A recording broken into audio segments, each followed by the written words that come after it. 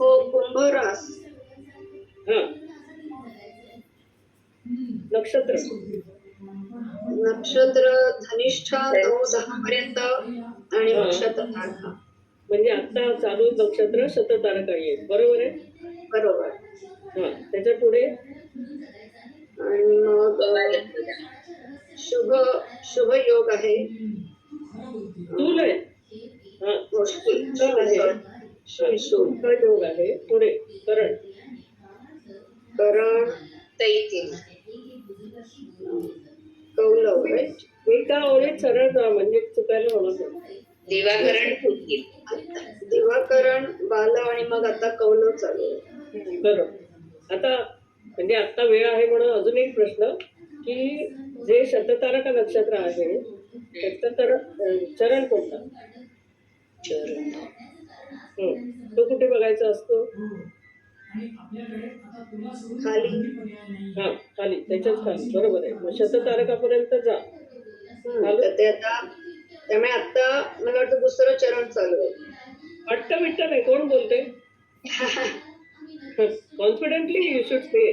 कारण आता आपण जो प्रश्न चालू आहे तिकडे तुम्ही म्हणजे चुकलं तर आपण आहोतच, म्हणजे चर्चा करतोय मी असं म्हणत नाही.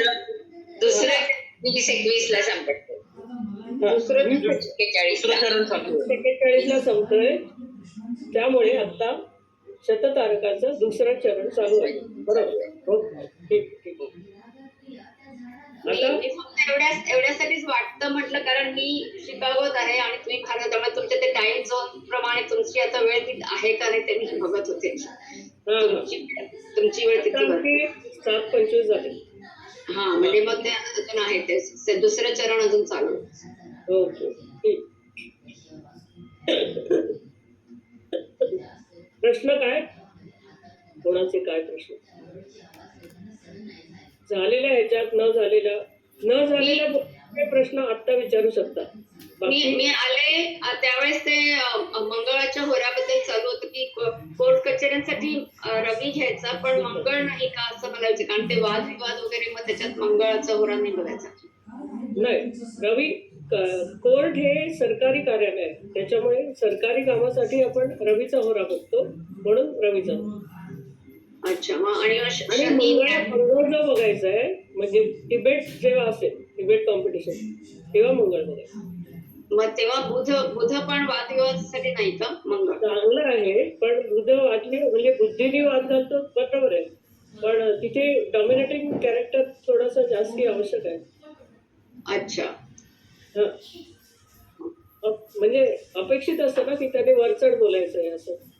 आणि शनीचा काय कोर्टाच्या होऱ्याशीसाठी काही संबंध? शनीच्या त्यांनी कोर्ट म्हणून ठीक आहे, पण आपल्याला राजकीय काम असल्यामुळे म्हणून तो त्याचं सांगितलं रवीचं.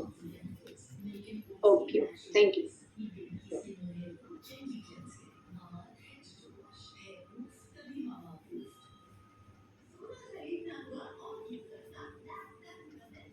आणखीन होऱ्याचा उपयोग आपण पुढे बघणार जेव्हा तो विषय येईल तेव्हा. पण गेल्या वेळेसचा ग्रह उच्चीचा होणं हा कोणी विचारलेला प्रश्न मी टाकला होता लगेचच त्याचं उत्तर. तसं आणखीन काही प्रश्न असतील तर बोलू शकताय तुम्ही. अदरवाईज 7:30 झाले. कविता हे घेऊन प्रार्थना घेऊन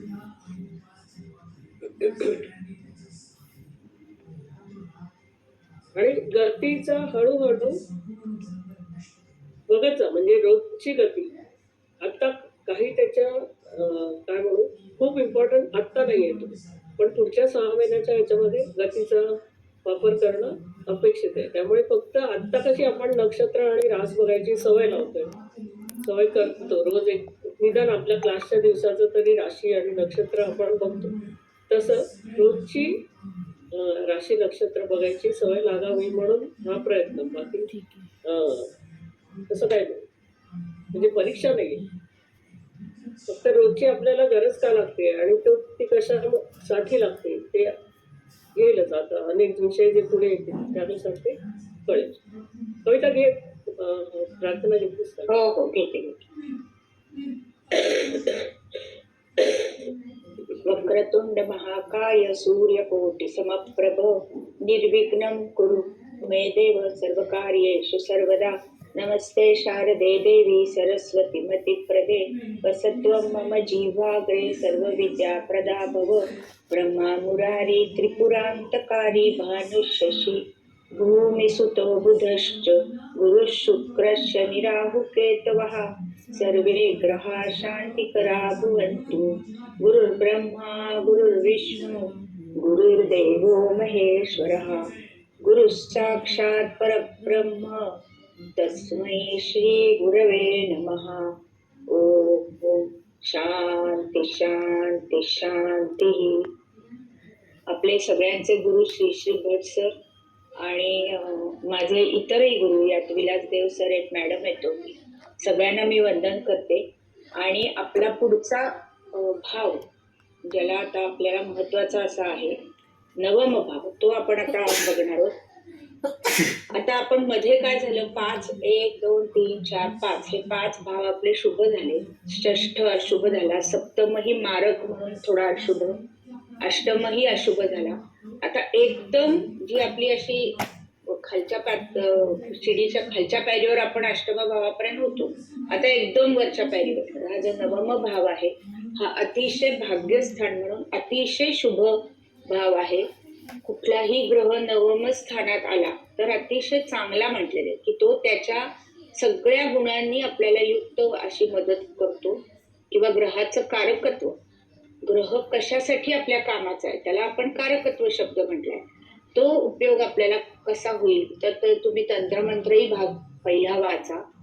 त्यातही तुम्हाला प्रत्येक ग्रहाचं कारकत्व दिलेलं आहे. मी घेणारच आहे, मी तुमचा रवी आणि चंद्र हे 2 ग्रह घेतले, बाकीचे ग्रह मी घेणार आहे. तेव्हा त्या ग्रहाचं जे काम आहे आपल्यासाठी ते जास्तीत जास्त चांगल्या पद्धतीने तो ग्रह नवम स्थानात आला तर तो पार पाडेल. असं हे नवम स्थान, भाग्यस्थान त्याचं नाव आहे. आणि मग त्याचा जो श्लोक आहे त्या श्लोकामध्ये हे सगळं दिलेलं असतं.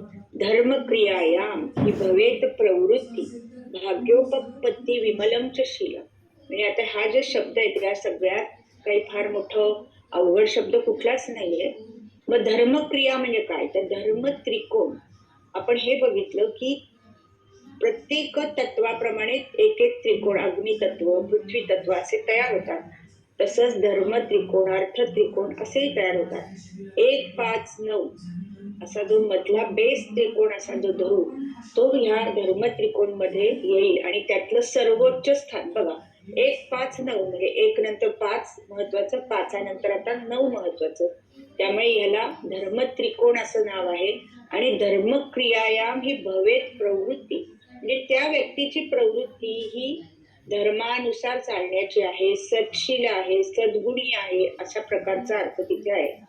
आणि भाग्योपपत्ती म्हणजे काय म्हटलंय, माझं भाग्य इथून काय आहे ते मला कळतं. आपण काय म्हणतो की पूर्वजन्मीचं सुकृत आहे, संचित आहे ते आता इथे मला कळलं की काय माझं भाग्य आहे. आणि विमलमचे शीलम म्हणजे मी जसं नेहमी तुम्हाला सांगितलं की काही गोष्टी ह्या आपल्याला दिसतात आणि काही अदृश्य दिसत नाहीत. त्यातले हे विमल आणि शील ही गोष्ट अशी कुठे दाखवू शकत नाही. ही अशी व्यक्ती आहे, शीलवान आहे, गुणवान आहे, भाग्यवान आहे, हे ज्या न दिसणाऱ्या ज्या गोष्टी आहेत त्या ह्या भाग्यस्थानातनं. आणि अत्यंत सत्शील असं स्थान आहे. आणि कसली प्रवृत्ती आहे त्यांची की ईश्वराकडे झुकलेली प्रवृत्ती आहे, देवाधिकाकडे झुकलेली प्रवृत्ती आहे. तर इथे जी रास आहे ती आहे धनु. आणि धनु राशीचा जो स्वामी आहे तो गुरु हा आकाश तत्वाचा ग्रह आहे, सर्वसमावेशक ग्रह आहे. त्यामुळे इथे दोन्हीचं कॉम्बिनेशन म्हणजे हे स्थानही महत्वाचं आणि गुरुचं पहिलं स्थान. आता गुरुचं पुढचं स्थान परत येईल, मीन रास मॅडमही शिकवतील. आणि सगळ्यात शेवटची म्हणून आपली मोक्षाची रास अशी पण गुरुकडेच आहे. तर या गुरुच्या राशीकडे ज्या ज्या गोष्टी आहेत त्यामध्ये पहिलं शिक्षण आहे. आता इथे जे शिक्षण पाहिजे आपण आता एक छोटं शिक्षण, आपण त्याला नाव काय दिलं की आईकडून वदंती विद्या वदनी सुखाने म्हणजे आईच्या मुखातून जननी सुखाने, आईच्या मुखातून मिळालेलं शिक्षण हे प्राथमिक म्हणून आपण चतुर्थात धरू. त्याच्यानंतर पंचम हे महत्वाचं शिक्षणाचं स्थान आहे. तिथे आपण महाविद्यालयीन पर्यंतचं शिक्षण सुद्धा बघायला हरकत नाही किंवा उच्च महाविद्यालय सुद्धा पंचमातनं पाहायला हरकत नाही. पण त्याच्या पुढची जी डॉक्टरेट सारखी पदवी आहे ती पदवी मात्र आपल्याला ह्या नवम स्थानातनं पाहिजे. म्हणजे हायेस्ट त्याच्या विषयातलं जास्तीत जास्त लौकिक अर्थाचं असं शिक्षण हे ह्या नवमातनं पाहिजे. आणि मग इथे काय पाहायचं आपण अष्टमापर्यंत गुदद्वार प्रजोत्पादक इंद्रिय अशी शरीर अवयव बघितले. आता इथे आपल्याला काय पाहिजे मांड्यांपर्यंत आता पायाकडे सुरुवात आली 9, 10, 11, 12 ही पायांच्या दुखण्यांसाठी या राशी बघायच्या आहेत धनु राशीपर्यंत. आणि इथे काय बघायचं मुख्य पार्ट तर नातेसंबंधांमध्ये वडील बघा असं म्हणते. आता थोडा इथे एक असा पार्ट आहे की चतुर्थातनं आपण आई बघत असताना त्याच्या समोर म्हणजे दशम भावात वडील पाहायला पाहिजे आणि पाहायचंही आहे. परंतु साऊथ इंडियन किंवा जास्त करून वडिलांनाच आपण आचार्य गुरु असं म्हटलेलं असल्यामुळे साऊथ इंडियन लोक जास्त करून नवम स्थान हे वडिलांसाठी बघतात. हे आपल्या ज्ञानेश्वरीमध्ये पण छान वाक्य आहे की येथ वडील जे जे करीती त्या नाम धर्म ठेवी. म्हणजे की धर्म आणि वडील यांचं सांगड आहे की नाही या श्लोकात तशी इथे नवम स्थानाची सांगड ही वडिलांची घातलेली. आणि मग मी पण माझ्या वडिलांना एकदा विचारलं की कन्फ्युज होते नवमातनं वडील पहा का दशमातनं. तर त्यांनी मला इतकं छान उत्तर दिलं की वडिलांचं भाग्य नवमातनं बघा आणि वडिलांचं कर्म हे दशमातनं बघा. म्हणजे की आपल्याला जे पूर्वसंचित म्हणून आपण वडिलांचं सुख जे म्हणू ते सगळं आपण नवमातनं पाहू. पण त्यांचं कार्यकर्तृत्व त्यांची नोकरी किंवा त्यांचं सामाजिक स्थान हे आपण दशमातनं बघायचं. त्यामुळे आपल्याला वडिलांसाठी नवम आणि दशम असे दोन्हीही भाव पाहिजे. मग अजून काय नातेसंबंध इथे पाहिजे बघा काय लिहिलंय पौत्र. पौत्र म्हणजे काय आता पतवंड बरोबर ना मॅडम मला वाटतं नाही पुत्र पौत्र म्हणजे नातवंड. हा नातवंडांपर्यंत. तर कारण आता असं आहे की आपण पंचमातनं मुलं पाहिली आणि पंचमापासून पंचम आलं म्हणजे ही मुलांची मुलं म्हणून नातवंडांपर्यंत आपण हा भाव पाहायचा आहे. आणि साधारण 60च्या पुढे सगळ्यांना नातवंडांचा योग आहे का हे बघायचं असतं. तेव्हा आपल्याला हा नवम भाव बघायचा आहे. मग त्याच वेळी काय करायचंय ते तीर्थयात्रा करायच्या की एक संसारात थोडासा माणसाला वेळ मिळतोय मग हा नवम भाव आता आपला लागू पडायला लागला. आपल्याला नातवंड बघायचे आहेत आपल्याला तीर्थयात्रा करायच्या आहेत किंवा धार्मिक काही आपल्या हातनं यज्ञ याग तप उपासना काही होणार आहे का आता आपण भागवत वाचणार आहोत अशा प्रकारचे धर्मोपदेश धार्मिक क्रिया ह्या सगळ्या नवमातनं पाहिजे. किंवा कुणाला मोठ्या संतांचं हे मिळतं काय म्हणतात त्याला पण अनुग्रह मिळतो असे काही योग आहेत की नवमातनं गुरु जाताना. आता नवमातनं गुरु जाताना हे तेवढं तुम्हाला अजून कळायला अवघड आहे की एखादा ग्रह एखाद्या भावातून जात असतो म्हणजे काय आहे तर आत्ता पंचांगात तुम्हाला हे जे ग्रह इथे दिलेत याची रास तुम्ही सतत मांडता आहात ते ग्रह आपल्या पत्रिकेत कुठून निघालेत असा तो विषय आहे. त्याला गोचर भ्रमण म्हणतात. आणि हा पार्ट आपण थोडा पुढे पाहणार आहोत.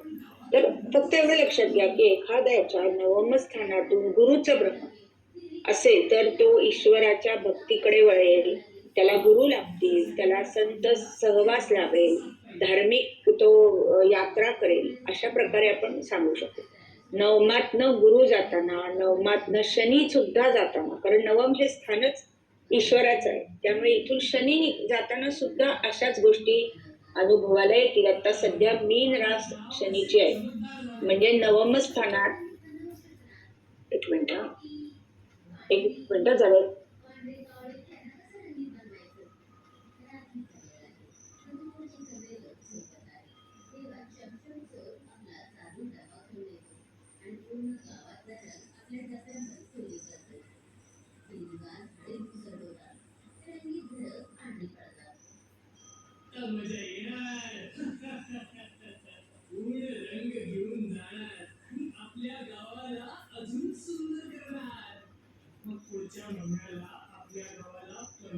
तर आपण काय बोलत होतो की मीन राशीचा जो शनी आहे तर मीन राश याची नवम स्थानी आहे असं म्हणजे लग्न कर्क असेल एखाद्याचं, तर आता त्याच्या नवमातून शनी भ्रमण चाललंय, मग ते विशेष आहे. नवमातून गुरु भ्रमण चाललंय, ते विशेष आहे. अशा गोष्टी जेव्हा आपण पाहू की नवम स्थानातलं गुरुचं भ्रमण आहे, शनीचं भ्रमण आहे, तेव्हा काय होईल?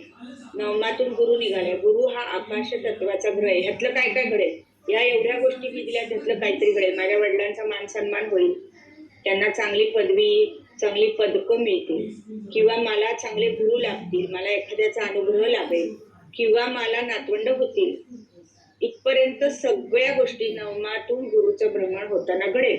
आणि एखाद्याच्या नवमातच गुरु असेल ज्याच्या ओरिजिनल कुंडलीमध्ये, तर त्याच्या भाग्याला मर्यादा नाही, म्हणजे अमर्याद भाग्य त्याला मिळेल. आता गुरु कुठल्या राशीचा, कुठल्या नक्षत्रातला, हा डीप स्टडी आहे. आणि प्रत्येक वेळी मी तुम्हाला आता असं म्हणते की हा पुढच्या 6 महिन्यात पाहू, तर खरोखर तसं आहे.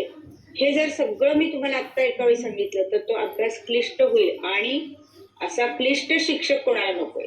म्हणून आपण नक्की थोडं थांबू आणि आपण हे बघणार आहोत की गुरुची कोणती रास असताना तो कसा फलदायी होईल, तो कोणत्या नक्षत्रात असेल, त्याचा नवमांश कोणता, हे सगळं आपण पाहणार. पण हे जर मी आत्ता सांगितलं तर तुम्हाला थोडं गोंधळायला होईल. आणि म्हणून आपली आणि सरांची जी ह्या अभ्यासाची बैठक आहे ती अशी केलेली आहे की आपण छोटे छोटे घास घेतोय आणि पुढे जातोय. बघा, जवळजवळ आपण आता तुमचा क्लास जुलैला सुरू केलाय. जुलै, ऑगस्ट, सप्टेंबर, तुम्हाला कितीतरी कॉन्फिडन्स येवाना आलाय की हे पंचांग तुम्हाला बऱ्यापैकी कळतंय. कुठलेही प्रश्न घातले तरी तुम्ही उत्तर देऊ शकता. कशा प्रकारे हे ग्रहांचं भ्रमण, ग्रहांचे योग एकमेकातले, हळूहळू आपण महादशा, मॅडम गणिताच्या अंगाने घेतील पण फलिताच्या अंगाने आपण महादशा कशा पाहिजे हे सगळं हळूहळू बघणार. आता इथे जे अजून एक आपण नातेसंबंध दिलाय की जोडीदाराची भावंड आहेत, तर ती सुद्धा बघा, जोडीदार हा सप्तमातनं पाहिजे, हो की नाही? जोडीदार म्हणजे पती किंवा पत्नी, आणि त्याची भावंड म्हणजे सप्तमापासून 3रं म्हणजे मेवणा मेवणी, अशा प्रकारचे जे काही त्रास असतील, योग असतील, काही त्यांच्याबरोबर बिझनेस आहे, त्यांना पैसे उधार दिले, ते ह्या नवम स्थानातून आपण पाहणार आहोत. अशा प्रकारे हे एक अतिशय चांगल्या गुणांचं स्थान आहे. इथे काय आहे? व्यापकता. ह्या ग्रहाकडे किंवा ह्या भावाकडे एक व्यापकता आहे, एक मोठी दृष्टी आहे. स्वतःपुरतं पाहिजे संकुचित वृत्ती त्यांच्याकडे नाही.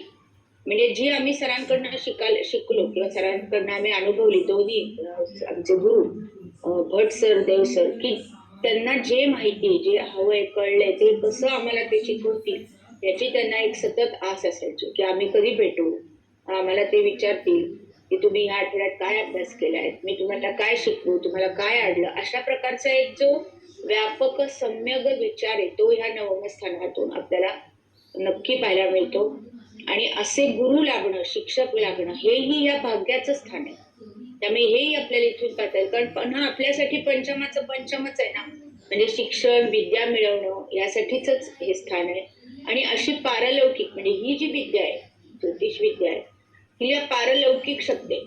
लौकिक अर्थाने तुम्ही पुस्तकं वाचली, उत्तरं दिली, निबंध लिहिले, उत्तर दिली, तसं इथे नाही. तर इथे कुठेतरी अंतर्यामी मला काय वाटलं ज्योतिषाला, थोडासा भाग त्यात येतो, आणि म्हणून ह्याला पारलौकिक विद्या म्हणतो.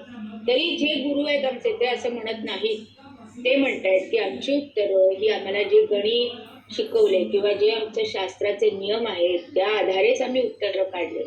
तरी पण मी तुम्हाला असं सांगते की त्या व्यक्तीच्या स्वतःच्या अनुभवाचं जे एकत्र सार आहे त्याला कुठलाही शब्द नाही देता येणार. त्याला ती पारलौकिकता आहे की तिकडे त्याला त्याचा त्या उत्तराकडे कल कसा गेला, त्याचं मन तिथे का वळलं. तर हे सगळं ते संचित त्याच्या अभ्यासाचं आहे.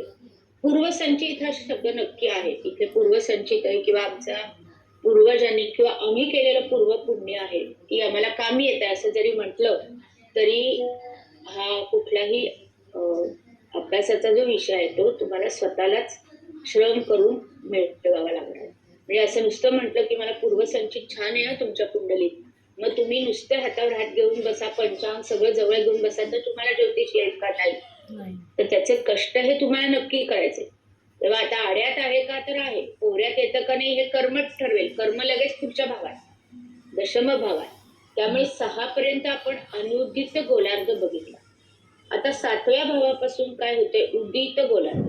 आता तुम्हाला मी शिकवलंय की रवी भ्रमण, थोडंसं आपण त्याला मागे जाऊ की अगदी पहिल्या 1-2 तासात घेतलं की जसा रवी उदय झाला लग्नात पहिल्या भावात तसा त्याच्यानंतरचा रवी फिरला तो व्ययभावात, त्याच्यानंतरचा फिरला लाभभावात. तुम्ही ते पहिली पेज काढून बघा. आणि आपण काय म्हटलं की दशमामध्ये पूर्ण तेजानी रवी आहे. म्हणजे 10 ते 12 दुपारचा. लगेच झालं, त्याच्यानंतरच्या पुढच्या 2 तासात तो नवम सूर्या, काय स्थानापर्यंत आहे. झालं? म्हणजे तो त्याच 4 तासात इतका प्रभावी आहे. आणि म्हणून त्याला त्यांनी म्हटले उदित गोलार्ध.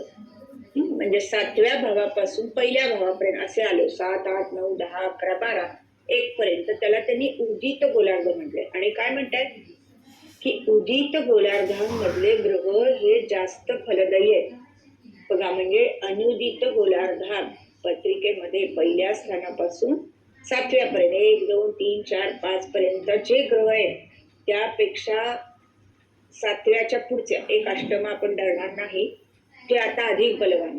मग मला असं वाटतंय का माझे सगळे ग्रह अनुदित गोलार्धात पडले पाहिजे, उदित गोलार्धात पडले पाहिजे तर ते खूप प्रभावी ठरतील. मग त्या उदित गोलार्धातलं सगळ्यात बलवान स्थान. आणि इथे काय आहे हे भाग्यस्थान शब्दच बघा तुम्ही कसं आहे की मी ठरवलं नाही मी कुठल्या घराण्यात जन्म द्यायचा, मी ठरवलं नाही मी कोणाला गुरु करू, पण मला हे लोक लाभत गेले. आपण म्हणतो की नाही की मी काही ठरवलं नाही बाबा हे समोर आलं लाभत गेलं मला. तर हे जे काही लाभणं आहे ते या स्थानात आहे. आणि मग लाभलं नाही तरी मी त्याच्या मागे गेले, प्रयत्न केले किंवा मी खूप कष्ट केले असं जे आपण म्हणू ते कर्म म्हणजे दशमस्थान आहे. मग ह्या दोघांमध्ये नक्की फरक आहे की ते कर्मस्थान हे कष्टातून प्रयत्नातून मिळवलेलं यश आणि नवम हे साहजिकच सहजपणे वाट्याला आलेलं भाग्य आहे. तर हे भाग्य आहे का किंवा किती आहे आणि त्याच्यासाठी हे नवमचा अभ्यास आपल्याला करायचा आहे. किंवा आपण खूप जेव्हा पत्रिका बघू तेव्हा तुम्हाला ह्यातला राजयोग शब्द आहे नवम आणि त्याच्या पुढचं दशम असे 2 भाव एकत्र करून जे काय घडणार आहे त्याला सुरेख शब्द आहे राजयोग. म्हणजे राजासारखं काहीतरी तुमच्या वाट्याला येईल. मग काय येईल? राजासारखं पद येईल, राजासारखी प्रसिद्धी येईल, राजासारखा आदर येईल, राजासारखा सन्मान येईल, राजासारखी वृत्ती येईल. काय काय राजासारखं येईल तर तो राजयोग हा ह्या नवम आणि दशमातनं आपल्याला दिसणार. तसंच काही वेळा उच्च शिक्षणासाठी मिळालेली स्कॉलरशिप, काही वेळा मिळालेलं नावलौकिक किंवा काही आपल्याला पद मिळाली, प्रतिष्ठा मिळाली किंवा आपण मोमेंटो म्हणतो की ते सत्कार झाले किंवा मला हे काही पदवी कोणी दिली तर हे भाग्य माझं किती आहे आणि त्याच्या बरोबरीने येणारं सुख अर्थातच हे इथे आपल्याला मोजायचंय. तसंच इथे दूरचे प्रवास असे सुद्धा म्हटलंय. आणि दूरचे प्रवास हे शक्यतो शिक्षण किंवा धार्मिक कामासाठीचे असतील असं त्यांनी लिहिलेलं आहे की दूरचे जे प्रवास आहेत ते धार्मिक कामासाठी किंवा धर्माच्या प्रचारासाठी असे असतील किंवा उच्च शिक्षणासाठी आहेत असं त्यांनी त्या साधारण ह्या स्वरूपाला ह्या नवमाच्या स्वरूपासाठी असे म्हटलेले. तसंच स्वतः तुम्ही किती दानशूर आहात, किती दानधर्म कराल ते सुद्धा या नवमातनं पाहायचंय. आणि मुख्य काय आहे शील म्हणजे तुमची प्रवृत्ती किंवा तुम्ही शीलवान व्यक्ती कॅरेक्टर तुमचं अशा प्रकारे की जे कुठेही लिहिलेलं नाही किंवा दिसणार नाही कुणाला ते इथून पाहायचं. आता तुम्ही पहा इथे साहजिकच धनु राशीचं हे गुरुचं स्थान आहे त्यामुळे इथे कारक ग्रह हा गुरु आहे. मग गुरु नवमात यावा, गुरुची दृष्टी नवमावर यावी किंवा गुरु बरोबर कोणता तरी ग्रह नवमात यावा असं जास्त चांगलं आहे की आला तर चांगलं. तसंच इथे अजून एक कारक ग्रह आहे जो रवी पण आहे. मी जसं म्हटलं की 12 ते 2 रवी बलवान आहे, तसंच 2 ते 4 ही रवी पूर्ण तेजाने आकाशात आहे. त्यामुळे तोही रवी आणि गुरु हे दोन्हीही ग्रह इथे कारक आहे. फक्त इथे केंद्रस्थान नसल्यामुळे इथे दिग्बली ग्रह येत नाही. कारक ग्रह नक्की आहे पण दिग्बली ग्रह येत नाही. आणि मग हे जे काय परत लक्षात घ्यायचं की धर्म त्रिकोणामधली स्थानं ही आपल्याला सर्वोत्तम उपयोगी आहेत. मग पहिलं स्थान धर्म त्रिकोणातलं, त्याच्यानंतर पंचम स्थान धर्म त्रिकोणातलं आणि धर्म त्रिकोणातलं नवम स्थान ही 3 स्थानं शुभ आणि कायम आपल्याला प्रत्येक भाग्य मिळवून देणारी आहेत. शिक्षण असो, संतती असो, नातवंड असो, प्रवास असो अशा प्रकारे हे नवम स्थान खूप आपल्याला उपयोगी आणि आवश्यक. आता ह्यात काही गोष्टी प्रतिकूल सुद्धा येत असतात, की जसं कर्मठपणा किंवा धर्माभिमान, अतिशय धर्माभिमान आहे, धर्मांध व्यक्ती आपण म्हणू, ही व्यक्ती अतिशय धर्मांध आहे असं जर कुठे असेल तरी हे नवम स्थानामध्ये काय राहू आहे, शनी आहे, असं आपल्याला पाहायला लागतं की खूपच आहारी गेले.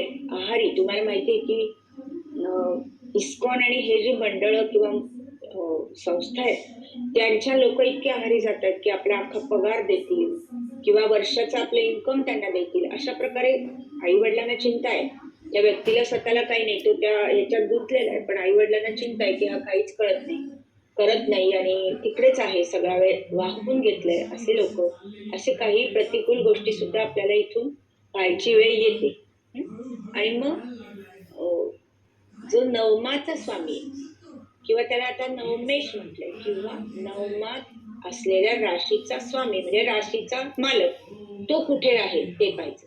आता जसं नवमामध्ये खूप भाग्य आहे तसं तो नवमेश म्हणजे भाग्याचा स्वामी तो कुठेतरी जाणार ना, कुंडलीत येईल तर ते तिथे तिथे त्या व्यक्तीचं भाग्य उजळत जाणार. म्हणजे आता तुम्ही बघा, भाग्येश असा जो शब्द मी वापरीन तेव्हा तुमच्या कुंडलीत भाग्यामध्ये आलेल्या राशीचा स्वामी तो कुठे आहे, तो भाग्येश आहे, तो त्याचं सत्कृत्य, त्याचा शुभ योग हा घेऊनच जाणार. मग भाग्येश सप्तमात आला तर सप्तम हे विवाहाचं स्थान आहे. मग एक वाक्य सांगायचं की विवाहानंतर भाग्योदय होईल, तर अतिशय बरोबर येईल. मग आता आपण काय पाहणार, याच्या पुढच्या भावांमध्ये भावेशही बघत जाणार. आता थोडी एक स्टेप पुढे चाललो की नुसता भावात काय आहे, नुसता भाव नको, तर तो भावेशही पाहायचाय. भाव आणि भावेश असं पाहत राहायचं. नवमामध्ये ग्रह येईल, आला तर वेल अँड गुड, नाही आला तरी प्रत्येकाला भाग्येश किंवा नवमेश असणारे ग्रह, आणि तो जिथे जिथे जाणार तिथे तिथे तो ते यश, कीर्ती, मान, सन्मान घेऊन चाललाय. आता एखाद्याचा भाग्येश चतुर्थात आहे, मग त्याच्या आईला मान सन्मान मिळतात, आई उच्च शिक्षित आहे, तसंच चतुर्थावरून घर पाहायचंय, घर चांगली वास्तू मिळालेली आहे किंवा गाड्या चांगल्या आहेत, वाहन, त्याला आपण नृप म्हणजे राजाने दिलेलं वाहन असं पूर्वीच्या वाक्याचा श्लोक आहे. पण आपण आता प्रसाद असा शब्द आहे, म्हणजे प्रासाद, राजाने दिलेलं राहायची जागा किंवा वाहन. मग हा भाग्येश नवमात गेलाय. भाग्येश नवमात तर आपण धरला चांगला, भाग्येश सप्तमात जोडीदारासाठी अनुकूल, लग्नासाठी अनुकूल, विवाहानंतर भाग्योदय होणं. भाग्येश चतुर्थात आई संबंधी अनुकूल आहे.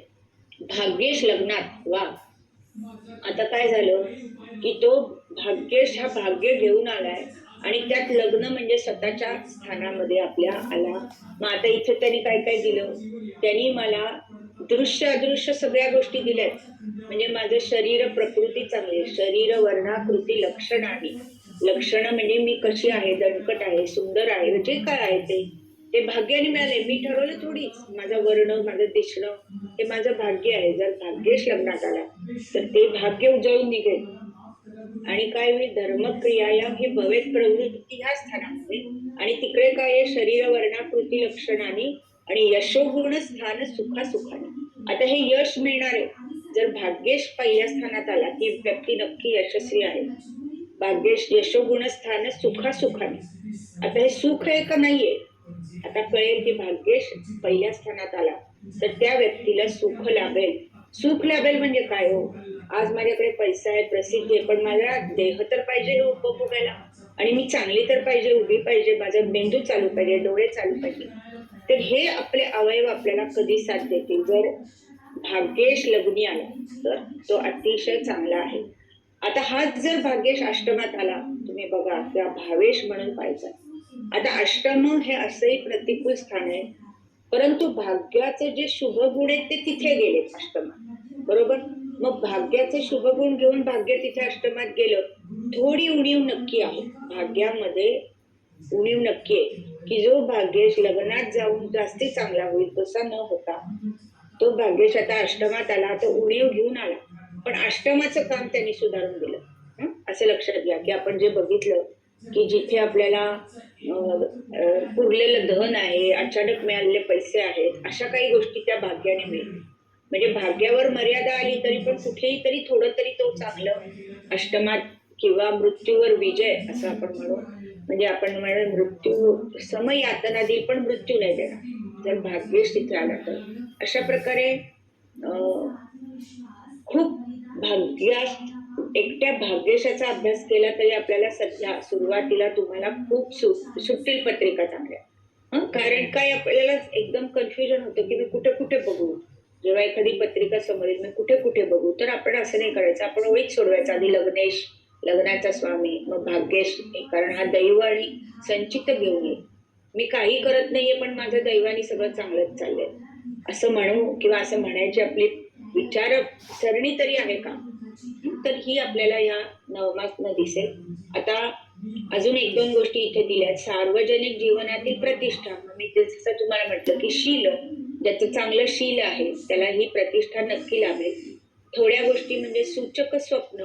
आता हा स्वप्न जो योग आहे तो एक पुस्तक माझ्याकडे मिळालंय मला की ज्याच्यातनं त्या स्वप्नांचा अर्थ काय आहे असं त्यांनी उलगडून दाखवलंय. पण आपण सुरुवातीला या स्वप्न ह्या विषयाकडे जास्त नाही जाणार आहोत. पण एवढं लक्षात ठेवा की काहींना जर अशी सूचक स्वप्न पडत असतील किंवा पुढे होणारी चांगली घटना काही ना काही कारणाने जाणवत असेल तर त्याला त्याचं हे भाग्यस्थान हे बलवान आहे असं म्हणायला हरकत नाही. आता हे दिव्य ज्ञान आणि दृष्टांत हे काय आहे, तर दृष्टांत किंवा दिव्य ज्ञान म्हणजे माझ्या स्वतःच्या कपॅसिटीच्या पलीकडलं काहीतरी असं जे मला कळलं जाणवलं त्याला आपण दिव्य ज्ञान म्हणतात किंवा दृष्टांत आहे असं म्हणू. तर ह्याही गोष्टी या नवमातनं म्हणजे ह्या भाग्यस्थानातनं पाहायच्या आहेत. तर आता अशा प्रकारे काही पत्रिका ज्या गेल्या वेळी होत्या एक दोन आपण घेतल्या त्यात खाली नवम स्थानाचं ते एकदम होते. आणि मग आपण पुढच्या दशम भावाकडे जाऊ. आता इथे मी वरती ज्या दोन पत्रिका दिल्या त्या अष्टम आणि आता खाली भाग्यस्थानाची पत्रिका आहे त्यात टिळक, लोकमान्य टिळक अशी पत्रिका पहिली लिहिली. आता इथे तुम्ही बघा की त्यांच्या भाग्यस्थानामध्ये गुरु आहे. म्हणजे गुरु हा ह्या धनुराशीचा स्वामी, भाग्याचा स्वामी. त्यात तिथे त्यांची स्वतःची मीन रास असते म्हणजे जी गुरुची रास आहे ती. तर त्यांना तसं नावलौकिक किंवा त्यांचं नावच लोकमान्य कशी काही ही पदवी मिळाली असे सद्गुण आहेत, मूल्य जीवनमूल्य आहेत, समाजाची कामं केलेली आहेत आणि चंद्रासारखं ग्रह. आता इथे जो बाण दाखवलाय त्यावरून तुम्हाला एवढं कळेल की लग्नाचा स्वामी आहे चंद्र हा किंवा लग्नेश आहे. आणि मगाशी जे मी म्हटलं की लग्न आणि भाग्य यांचं एकत्रीकरण किंवा एकमेकांच्या स्थानी आले की ते अतिशय चांगलं आहे. तसं इथे तुम्हाला तेवढंच दाखवण्यासाठी ही कुंडली दिली की गीता रहस्यसारखी पुस्तकं आहेत किंवा समाजातलं कितीतरी गोष्टी टिळकांमुळे आपण बघतो आहोत त्या सगळ्या लोकमान्य पदवी त्यांना दिली, लेखन आहे. ही पत्रिका नंतर पण तुमची अमल मॅडम घेतील की किती चांगल्या प्रकारचे त्यात योग आहेत. पण एक सुकृत चांगलं किंवा सुंदर लक्षात ठेवण्यासाठी ही पत्रिका म्हणून आपण नेहमीच यांची पत्रिका लोकमान्य टिळकांची लक्षात ठेवायची आणि म्हणायचं कसं भाग्येश भाग्यात आहे, लग्नेश भाग्यात आहे, भाग्येश ही भाग्यात आहे. त्याच्यात ही फक्त पत्रिका आपण एकदा गेल्या वेळी घेतली की त्यांची संतती गेलेली आहे म्हणून गुरु राहू एकत्र एवढे एक आपण आठवत असेल तर माझ्या वडिलांनी शिकवलं त्या दिवशी हे बोललो होतो. आता त्याच्या पुढची जी पत्रिका आहे ही रामकृष्ण परमहंस यांची आहे. इथेही तुम्ही पहा की मी तुम्हाला म्हटलं की अध्यात्म किंवा धार्मिकता ही गुरु बरोबर शनीकडेही तेवढीच आहे. शनी ही वायू तत्वाचा ग्रह आहे, गुरु हा आकाश तत्वाचा ग्रह आहे. किंवा सर्वसामान्यांच्या ज्या जखडण वृत्तीमध्ये की पृथ्वी तत्वाची माझं मला हे हवं माझं तसं, त्याच्या व्यतिरिक्त जे काय चांगलं आहे ईश्वरासाठी आहे, धर्मासाठी आहे, समाजासाठी आहे ते दोन ग्रह गुरु शनी. तसंच रामकृष्ण परमहंसांचा जो आध्यात्मिक कल आहे तो हा भाग्यातल्या शनीमुळे वाढलेला आहे. तसंच हा जो शनी आहे तो पुन्हा तुम्ही तो बाण बघा की लग्नाचा स्वामी म्हणजे कुंभ राशीचा स्वामी शनी हा भाग्यस्थान, एवढ्यासाठी तो बाण दाखवला. आता ह्याच्यात अजून काय काय छान आहे तर यांच्या पंचमातही गुरु, पंचम स्थान आपण घेतलेलं आहे की गुरुग्रह आहे तोही म्हणजे हा जो धर्म त्रिकोण झाला 1, 5, 9 त्यामध्ये हे एवढे त्यांचे वरती 3 रवी चंद्र बुध पहिल्या भावात, पंचमात गुरु आणि नवमात शनी असे 3 लग्नात आणि हे 2 असे 5 ग्रह या धर्मस्थानामध्ये आलेले. म्हणून ही पत्रिका घेतली. आता ह्यातले बाकी बारीक सारीक बारकावे हे त्या वेळेला आपण पाहू. आणि एकदम जर पत्रिका आपण आता सोडवायला गेलो तर तुम्हाला ती अवघडही वाटणार आहे. त्यामुळे सगळं एकदम आपण आता बघणार नाही. त्या विषयापुरतं आपण या 2 पत्रिका घेतलेल्या आहेत. तर आता आपण पुढचा आपला वर्ग बघू. त्याआधी एक म्हणजे बोला. मॅडम एक प्रश्न आहे. तुम्ही थोड्या वेळी पूर्वी म्हणाला की कर्क लग्नाचं एक्झाम्पल दिलं. हो. त्याची 12 मीन राशी भाग्यस्थानात येते आणि आता शनी गोचर आहे. मग जर कोणाच्या पत्रिकामध्ये असं कर्क लग्न असेल तर त्याच्या वडिला किंवा त्याच्या वडिलांना काय म्हणजे असं त्रास असतो? बरोबर आहे. आता शनी भ्रमण कर्क लग्नाला तेवढं कर्क लग्नापुरतं म्हणजे आपल्याला तेवढंसं डीप येणार नाही. पण एक लक्षात ठेवणं की कर्क लग्नाला ते शनी भ्रमण तेवढं अनुकूल नसतं. त्यामुळे ते थोडं वडिलांच्या आरोग्यासंबंधी किंवा वडीलधारी माणसं, वडीलच धरू नका तुम्ही. आता तुमचे काका आहेत तर ते वडीलधारी माणसंच आहेत ना आपल्यासाठी. तर अशा प्रकारे त्यांच्या आरोग्याची एखादी समस्या येऊ शकेल तिकडे त्यांना. आरोग्याची येईल. त्याच्या आता किती वर्षाच्या माणसाचं तुम्ही पत्रिका बघताय? तुम्ही 15 वर्षाच्या मुलाची पत्रिका बघितली असेल तर त्याच्या वडिलांसाठी काय येईल? आरोग्य नाही येणार. तर त्याच्या वडिलांच्या ऑफिसमध्ये अडचणी येणं, बदली होणं, नोकरी सुटणं, काहीतरी वेगळा प्रकार असेल. ज्याची कुंडली बघताय त्याचं वय बघा, त्याच्याप्रमाणे त्याचे सगळे योग येतील ना त्या वेळेला. Understood madam. आणि अजून एक प्रश्न असा होता की म्हणजे थोडासा वेगळा आहे, मे बी थोडा विचित्र, पण आता बरेच लोक आता फॉरेन मध्ये असतील किंवा जे नवीन जनरेशनचे लोक ते प्रेग्नन्सीच्या वेळेस जर सिझरिन जर डॉक्टरनी रेकमेंड केलं तर ते कधी कधी टाइम रेकमेंड करतात की तुम्ही या टाइमला सीझर करा. तर म्हणजे आता 4 तास नंतरचं सीझर असेल, ओके, आणि 4 तास ते म्हणाले की आधी करा, तर येणारं जे मूल आहे त्याचं भाग्य असं चेंज होतं म्हणजे? नाही. आता असं तुम्हाला मी सांगते की सिझरिन हे आजकाल म्हणजे इंडियन कंटेस्ट मध्ये डॉक्टर तयार आहे करायला की तुम्ही सांगता त्या वेळेत आम्ही करतो म्हणून. तर होऊ शकतं म्हणजे आपण लग्न चूज करू की मीन लग्न आहे किंवा आता कर्क लग्न आहे, हे शनी अष्टम नवमात आहे, असं आपण मांडू गणित आणि करू शकतो. बरेचसं सिझरिन आता होत आहे तशी की त्याच्यामुळे जे मूल येणार आहे जे मूल आहे त्याचं भाग्य त्याच्या जन्माच्या वेळेशी निगडित आहे. आपण सजेस्ट करू, सगळं चांगलं झालं त्यावेळेस बाळ जन्माला आलं तर येईल तो योग तसा. पण येईलच असं नाही की तिथे खूप गोष्टी इन्व्हॉल्व आहेत. पण आजकाल डॉक्टरांनाही 2 अँगल आहेत, पैसेही तेवढेच मिळतात सिझरिन मधनं, त्यामुळे शक्यतो होतात तयार. पण त्याच्यामध्ये मर्यादा खूप आहेत. त्यांना ऑपरेशन थिएटर्स लागतात, सकाळची वेळ लागते, बऱ्याच गोष्टी असतात. त्यात आपल्याला इथलं एखादं लग्न जे चांगलं आहे तर चांगलं लग्न ते आपण सगळं शिकत राहू की जे अष्टमात कुठला ग्रह येणार नाही, मंगळ येणार नाही, असं आपण नंतर हळूहळू बघू, करता येतं पण. अंडरस्टूड. आणि शेवटचा प्रश्न माझा असा आहे मॅम की आता हे भाग्यस्थान असल्यामुळे जर माझं भाग्य मला अनलॉक करायचं असेल, नाही तुझ्या हातात नाहीच तर म्हणजे असं राईट, तर त्याच्यासाठी मी काय मी सांगते. भाग्य हे पूर्वसंचितच म्हटलंय. ह्या स्थानाला पूर्वसंचित आहे. आता हे पूर्वसंचित हे कुठेही दृश्य आपल्याला काही दिसलं नाही का एवढं मी पुढे घेऊन आलो, पूर्वसंचित नाही दिसलं. पण माझ्या संचिताला किंवा माझ्या भाग्याला, माझ्या दैवाला जर काही प्रतिकूलता असेल तर थोडीशी मी ती अनुकूल करून घेईन की जी उपासना दिली आहे, की जे शुभचिंतन, उपासना म्हणजे काय, शुभचिंतन आहे. ते शुभचिंतन करून मी माझ्यासाठी करेन, तुमच्यासाठी पण मी करू शकते घर बसून शुभचिंतन. यातनं काहीतरी आपलं भाग्य किंवा आपलं दैव थोडस बदलता येणार आहे, कळलं? किंवा आपण त्या दिशेला म्हणजे जी काही जसं की लेफ्ट टर्न, राईट टर्न असं दिलेलं असतं, जसं पाट्या आहेत रस्त्यावरती, तशा प्रकारे आपण त्याचा वापर करू. आणि ती नक्की एक शुभचिंतन असं मी म्हणते की मी तुमच्या सगळ्या स्टुडंटसाठी सुद्धा असं चिंतन करू शकते जे ज्ञानेश्वरी मध्ये म्हटलंय ज्ञानेश्वरांनी. तर आपल्याला हे संचित बदलता येणार नाही, पण ते सुसह्य करता येण्यासाठी हा खटाटोप आहे, लक्षात ठेवा. ओके.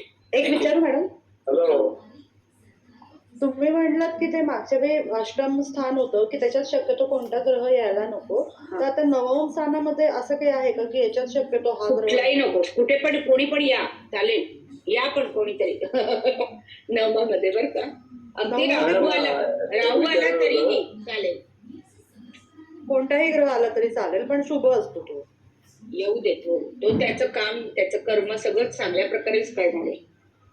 नॅचरली इंट्युएशन आणि इंटेन्शन जर फलित होत असतील तर त्याचं काय त्याचं इंट्युएशन कंटिन्युअस मिळत असतात मला काही गोष्टींसाठी, आणि त्या समोर घडताना लगेच दिसतात काही गोष्टी. हा पण ते आता असं आहे की इंट्युएशन एखादी आपल्याला ही जी एखादीची ही तुमच्याकडे जी पॉवर आहे ती पॉवर खूप सकारात्मक वापरायला तुमची बुद्धी चालली पाहिजे, एवढं लक्षात ठेवा. चालेल, आपण आता फक्त ऋषिकेश आहे का? ऋषिकेश आपला फोटो घ्यायचा एक ठरलं होतं आज. मॅडम हो हा, मग ते काय करायचं सांग सगळ्यांना जरा तेवढ्यासाठी. व्हिडिओ चालू करायला लागतील. हो व्हिडिओ चालू करा. सो आपला एक ग्रुप फोटो येईल जो आपल्या व्हॉट्सअप ग्रुपला कायम राहील, आणि आपल्याला कधी कळणार आहे की आपले सहकारी कोण होते शिकणारे, आम्हालाही लक्षात राहील. कारण आम्ही काय करायचं, डोंबिवलीत प्रत्येकाचा फॉर्म भरून घ्यायचे, त्याचा फोटो लावून घ्यायचे तिकडे, पण आता आपल्याला त्याची आवश्यकता नाही. त्यांना आपलं नाव खाली बरोबर हा, काहींचं एबीसी वगैरे आहे पण ते त्यांना आता बदलता येईल का रे लगेच येतं. लगेच नाही येणार म्हटल्याला. हा, म्हणजे ज्यांना सवय असते. हा, त्यांना येईल की खाली स्वतःच नाव यायला पाहिजे म्हणून. मला 1 2 3 4 12 अजून सगळे आपण 28 जण आहोत ना एका स्क्रीनवर होणार. म्हणजे 2 फोटो घ्यायला 2 फोटो घे, आणि जोशी पती पत्नी आहेत ते नेमके आज या धार्मिक कामालाच गेलेत, अलाहाबाद वगैरे. ते आपल्यासाठी मी त्यांना येत आमचे नमस्कार सांगा सगळ्या देवांना. त्यांचे फोटो आपण ऍड करू नंतर. अमोल मॅडम पण आज नेमक्या नाही येणार आहेत, त्यांचाही फोटो नंतर ऍड करू मग. बघ आता कसे घेशील ते फोटो सांग.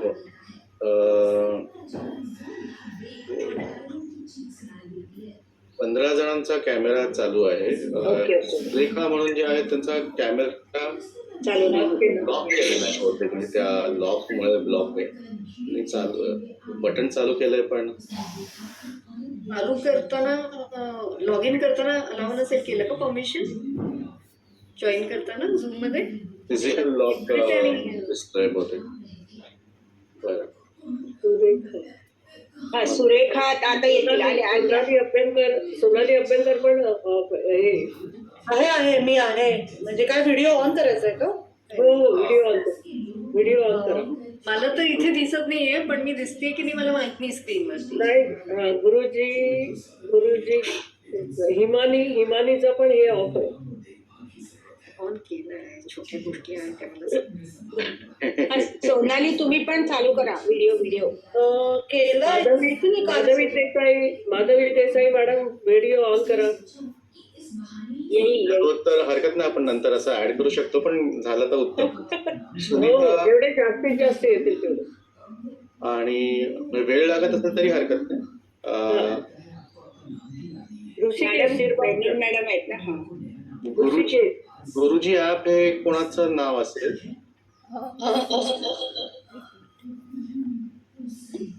माईक बंद राहिला तरी चालेल, म्हणजे माईक बंद चालेल पण व्हिडिओ चालू.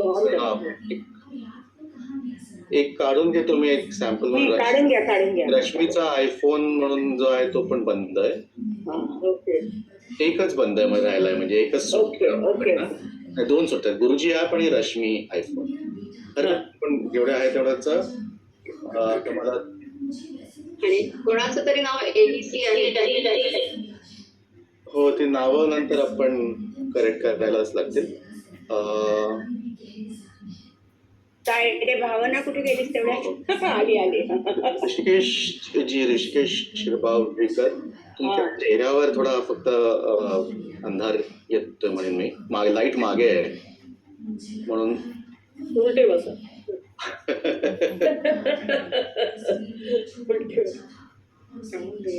बरं, ठीक आहे. चला, जसं येतोय तसं सोनालीसाठी थांबायचंय का? सोनालजींसाठी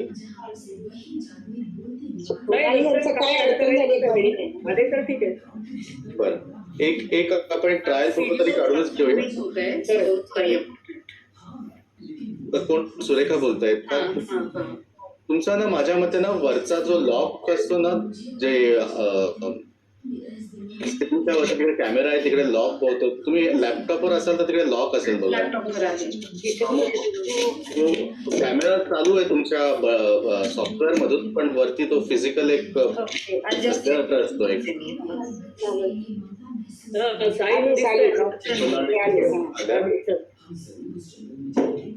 आपण 2 पानात भरून येत आहेत सगळे. रेडी, 1 2 3 म्हणतो आणि ज्यांच्याकडे तुम्ही लॅपटॉपवर असाल आणि प्रिंट स्क्रीन घेऊ शकत असाल तर तुमच्या बाजूला पण घेऊन ठेवू शकतो. फक्त एकदा समोर बघितलं, आय थिंक प्रसन्नाची खाली बघतायत किंवा कोणतरी बिलकुल बाहेरच होत आहे. रेडी, मला 2 फोटो घ्यायला लागतील म्हणून मी 2दा 1 2 3 म्हणणार आहे. Okay, ready, 1 2 3. हा झाला पहिला आणि स्लाइड. परत एकदा 1 2 3. ठीक आहे. तुम्हाला आपल्या व्हॉट्सअपवर एक लगेच पाठवून देतो सगळ्यांसाठी. आणि त्याला नंतर जरा आकर्षक करून परत एकदा पाठवतो. मी फक्त अजून एक कॉपी घेऊन ठेवतो जर कोणाचे डोळे बंद आले असतील किंवा. रेडी, 1 2 3. पहिला फोटो. यावेळी मंडळी जास्त आहेत आणि लहान मुलगा पण आलाय का फोटो मध्ये. 2 3. Ready, very good. ऋषिकेश, प्रत्यक्षाहून प्रतिमा सुंदर आहे सगळ्यांची. अगदी प्रत्यक्ष कोणालाही बघितलं नाहीये. थँक्यू. हे शाळेत करायचं तेव्हा मजा असायची, तसंच झूम वरही वेगळीच मजा आहे. खरंच छान वाटतं आणि आपल्याला नंतर आपल्याकडे नातू नरेटिव्ह बरं वाटतं. हो. येस, कारण आपण सांगितलं ना की प्रत्येकाचे फॉर्म फोटो असं ट्रेडिशनल आता भरत नाही काही, त्यामुळे हा एक आपल्याकडे लागतो फोटो. हो. आणि मी तर एक हॉल ऑफ फेम पण करून ठेवलेलं आहे ना, त्याच्यात पण सगळ्यांचं असं एक ह्याच्यात टाकायला बरं वाटतं. आणि अजून एक सगळ्यांना सूचना करायची होती, राहिली. 2-3 वेळा आम्ही आपापसात बोललो. प्रत्येकाने आपलं नाव,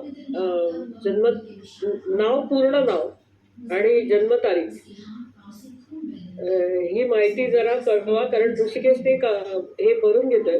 फॉर्मचा लिंक त्याने भरलाय, तर त्याच्यामध्ये ते आवश्यक आहे. म्हणून प्रत्येकाने आपलं संपूर्ण नाव, जन्मतारीख आणि वेळ, म्हणजे जे आपण ह्याच्यासाठी वापरतो कुंडलीसाठी, ते लिहून द्या प्रत्येकाने. त्यांनी फॉर्मॅट दिलाय. जन्मस्थळ पण आलं, तिन्ही पाहिजे. हो, सांगितलं, तिन्ही पाहिजे. जन्मस्थळ, जे कुंडलीसाठी आवश्यक माहिती आहे ती ऋषिकेशने त्या फॉर्मॅटमध्ये बनवली आहे, ती भरून द्या. मॅडम, हे नाव आता माझं प्रचलित नाव विद्या आहे, पण माझं ऑफिशियल विद्युल लता आहे. मग कुठलं नाव टाकू मी? नॉर्मली जे ऑफिशियल असतं ते द्यावं, निक नेम द्यायचं नसतं. नाही, म्हणजे विद्या माझ्या रोजच्या सगळेजण विद्या म्हणून ओळखतात, पण विद्युल लता सगळीकडे ऑफिशियल. मग विद्युल लता टाकू का? हो, बरोबर. 2 वेगळ्या गोष्टी, रादर 3 वेगळ्या गोष्टी आहेत म्हणूया. फोटो हा एक गोष्ट झाली, ती जी माहिती जमा करतोय ते एका फॉर्म मध्ये झालं, आणि सर्टिफिकेट ही तिसरी गोष्ट झाली. नाव मला सर्टिफिकेट मध्ये जसं पाहिजे ते मॅडम नंतर परत विचारतील. या फॉर्म मध्ये हे आपलाच एक डेटाबेस करून ठेवायला तो फॉर्म. मग फॉर्म मध्ये माझं हे नेहमीचं नाव टाकू का? म्हणजे फॉर्म मध्ये तुम्हाला नंतर पण डिटेल चेंज करायला मुभा दिलेली आहे, की जर काय चुकलं असेल, काय टायपिंग मध्ये झालं असेल तर फॉर्म कधी आपण चेंज करू शकतो. त्या फॉर्म एक आपल्या माहितीसाठी आणि आपल्या ह्याच्यासाठी करून ठेवलेलं आहे. सर्टिफिकेटचं नाव तुम्हाला जे पाहिजे ते नंतर सांगा सोनल मॅडम. बरोबर. परीक्षा द्या मग सांगा. परीक्षा द्या. आणि होय, परीक्षेच्या पेपरवरती पूर्ण नाव द्यावा. ते पण एक आहे, तेव्हा उत्तर म्हणजे बरोबर. परीक्षेला वेळ आहे अजून ना, पण जानेवारीमध्ये असणार. येस. जानेवारी. चालेल चालेल, ठीक आहे सोनल मॅडम. आता तुमच्या राशीचा मला वाटतं मी सोडून सगळ्यांचाच फोटो आला ना. कोण बोलतोय? सुरेखा ना. तुम्ही मला वेगळा पाठवा मॅडम हा, ते मॅडमचा पासपोर्ट साईज पाठवू. हो, कारण होतं काय ना, नाही म्हटलं तरी थोड्याचा सगळ्यांचा पुढे मागे कोणी लहान कोणी मोठं, तर मला ते ऍडजस्ट करीनच. तो आत्ताचा एक हे फक्त सगळ्यांच्या माहितीसाठी पाठवून देतो, कोणाचा आला कोणाचा नाही बघायला, पण आपण नंतर ऍडजस्ट करू शकतो. ठीक आहे, चालेल. धन्यवाद धन्यवाद ऋषिकेश सर. थँक्स. ठीक आहे, आता आपण कुंभेकडे वळू. आज प्राजक्ता जोशी ऍबसेंट आहे बरं का, माझी मैत्रीण ती, पण ती जरा हळद होते फोटो, ती नाही आज जॉईन झाली. तिचा पण पाठवायला सांगा ना. हा, नंतर ऍड करतील. आपला 3 इडियट्स मधला सिनेमा मधला कसा ऍड करतो ना आमिर खान, हा, तसं करा. हो. तसं आपण ऍड करू शकतो. सांगते मी तिला, सांगते. येस येस, जरूर जरूर. छान वाटलं सगळ्यांना बघून. आनंद होतो.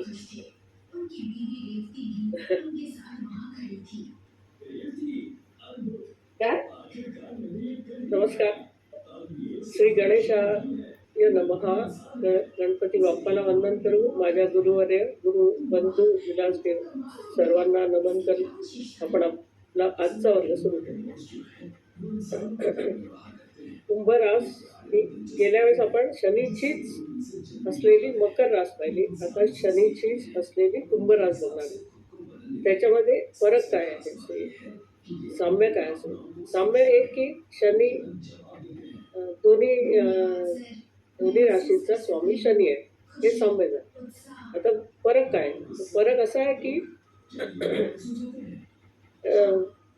मकर रास ही पृथ्वी तत्वाची रास आहे, चर स्वभावी रास आहे, तर कुंभ रास ही वायू तत्वाची रास आहे आणि स्थिर स्वभावी रास आहे. म्हणजे हा मुख्य फरक आहे त्याच्या आणि त्यानुसार घडणाऱ्या गोष्टी किंवा त्यानुसार घडणारे त्यांचे स्वभाव, त्यानुसार बदल होणारे त्यांचं छोट्या छोट्या गोष्टी, ते आपल्याला आता कळेल.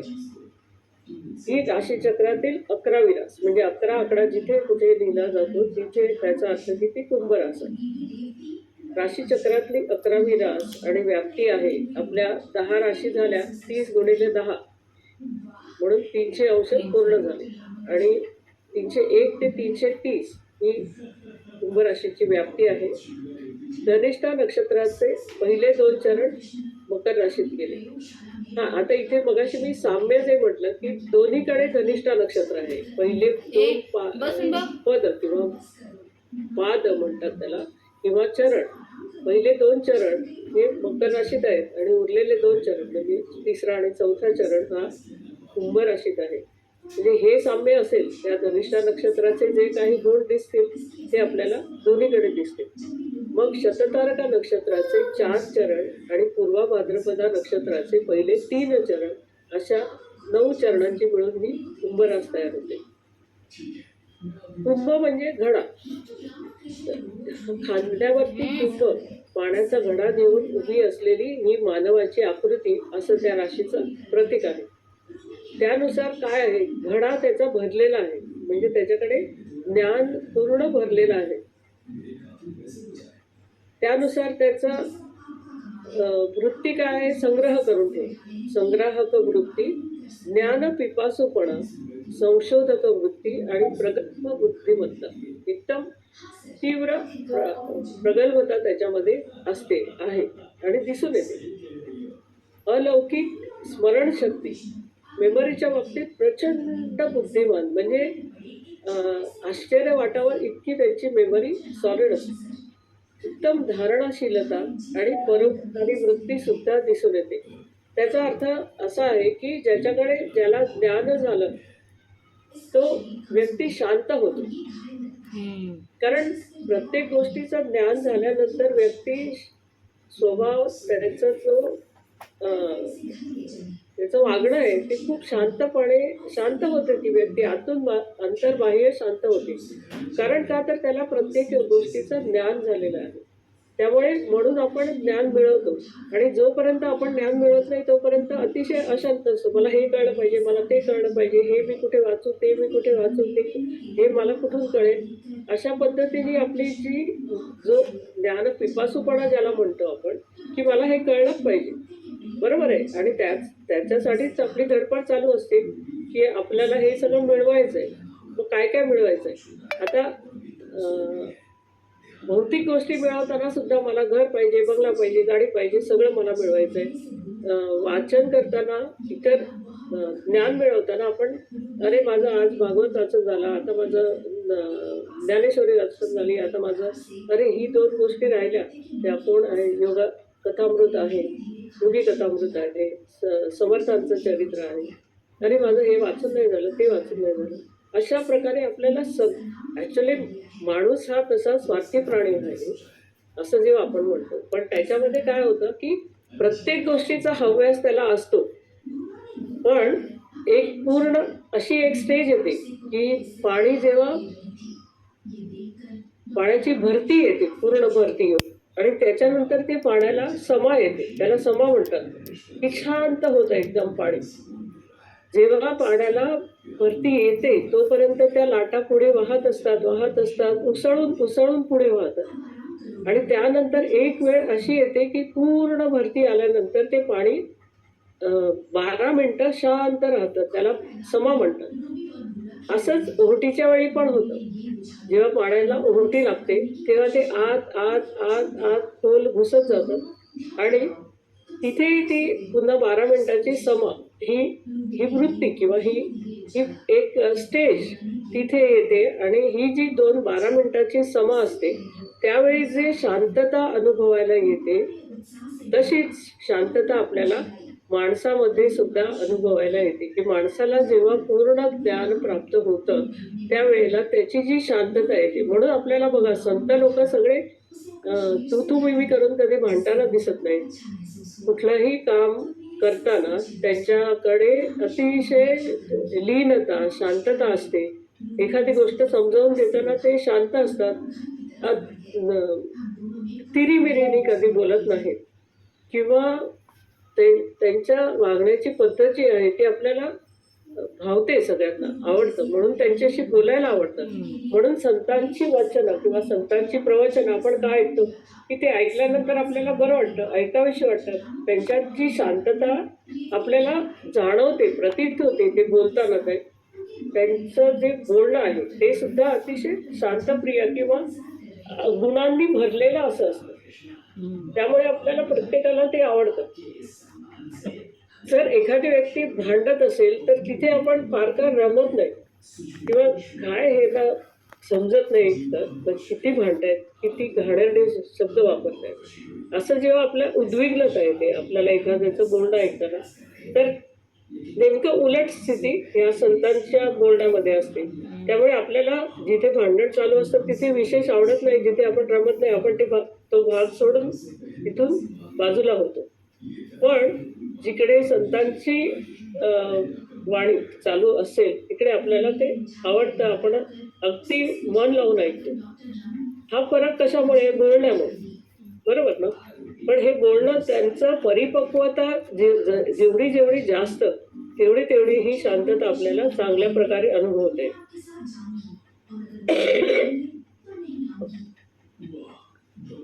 तर ही धारणशीलता आणि परोपकारी वृत्ती त्यांच्यामध्ये असलेले हे श्रेष्ठ गुणधर्म आहेत.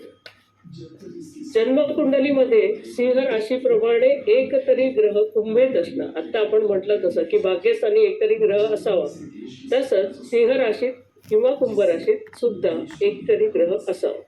त्याचं कारण असं आहे की ग्रहाचे नैसर्गिक गुणधर्म या राशींमध्ये उजळून निघतात. कारण सिंह आणि कुंभ या राशीत कुठलाही ग्रह उच्च किंवा कुठलाही ग्रह नीच होत नाही आणि त्यामुळे त्यांच्या पूर्ण कर्तृत्वाचे रंग अंग ते आपल्याला प्रदर्शित होताना दिसतात आणि ते जास्ती सफलता देणारे किंवा आपल्याला त्यांचे सर्व गुणधर्म प्रकर्षाने जाणवतात, प्रगतीपर असतात वगैरे. आणि बुद्धिमत्तेलाही पोषक असतं. लग्नस्थानी बलवान असून सप्तमात बलहीन वायुतत्वा ते ठरतात. वायुतत्वाची ही रास आहे आणि त्याचा स्वामी सुद्धा वायुतत्वाचाच शनिग्रह आहे. त्यामुळे याच्यामध्ये कुशाग्र बुद्धिमत्ता असते, प्रामाणिकपणा असतो, धीरोदात्तपणा असतो, गंभीरपणा असतो.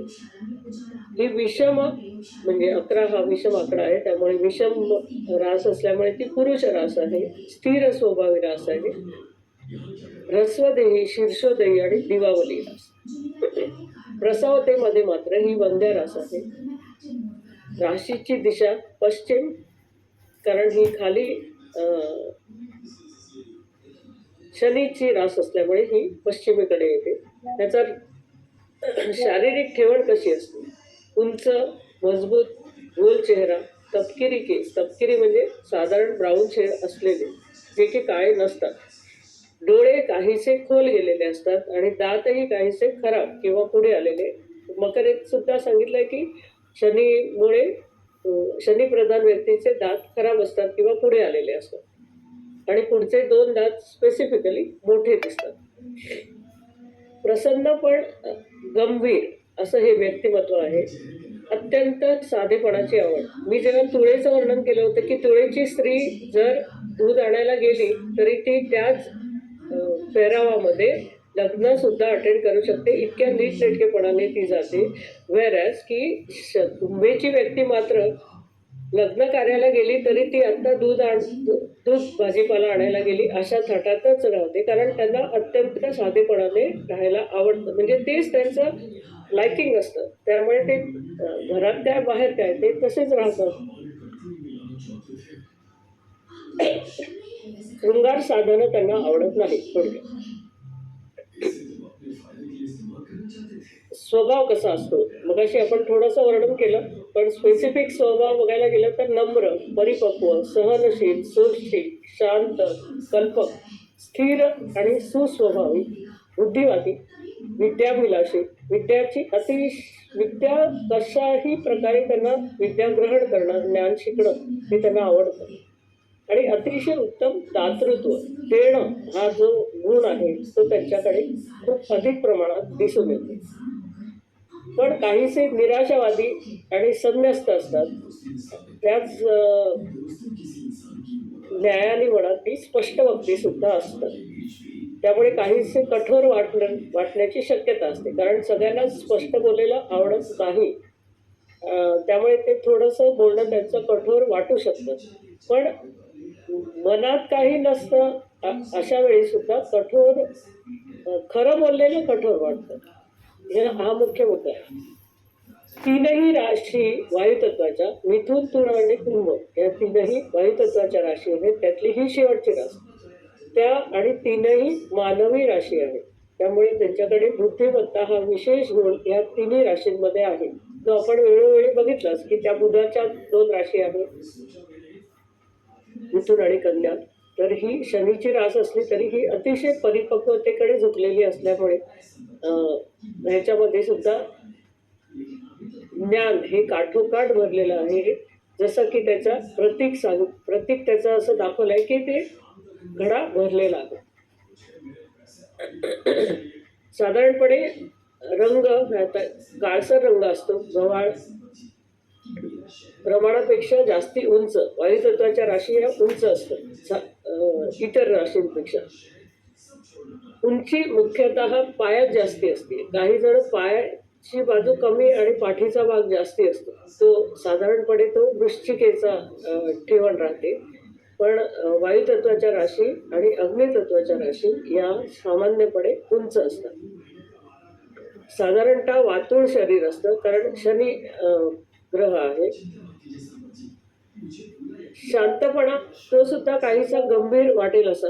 यांच्या दिसण्यामध्ये एक असतं की जे वय आहे त्याच्यापेक्षा ते जास्ती वयाचे दिसतात. शनिप्रधान व्यक्ती ज्या आहेत त्या वय त्यांचं 50-55 असेल तर ते 60च्या पुढे असतील असं काहीसं जाणवतं. चेहऱ्यावर पोक्तपणाचा किंवा परिपक्वतेचा भाव विशेष अधिक्यतेने दिसतो. आवडनिवडी बौद्धिक राशीनुसार त्या सारख्या आहेत की मिथुन, तुळ आणि कुंभ या बौद्धिक राशीतल्या सर्वात जास्त बुद्धिमान आणि परिपक्व अशी ही राशी आहे. सिद्धीचा वरद हस्त लाभलेल्या या न बौद्धिक क्षेत्रात काम करणं अधिक आवडतं. अतिशय कुशाग्र बुद्धिमत्ता, अचाट स्मरण शक्ती. आता इथे बुद्धिमत्ता वरिष्ठम ही त्याची देवता हनुमान आहे आणि तो बुद्धिमत्ता वरिष्ठम असा आहे. त्याच्यामुळे त्यांची जी स्मरणशक्ती हा जो प्रकार आहे तो खरोखर आश्चर्य वाटणं इतका प्रभावी दिसून येतो आपल्याला. वाचन, मनन, चिंतन या गोष्टी मनापासून आवडतात आणि त्याचमध्ये रमतात ते लोक. शनीच्या अधिपत्याखाली ही रास असून बऱ्याच बाबतीत भाग्यवान ठरू शकते. ज्ञान ही खरी त्यांची भूक असते.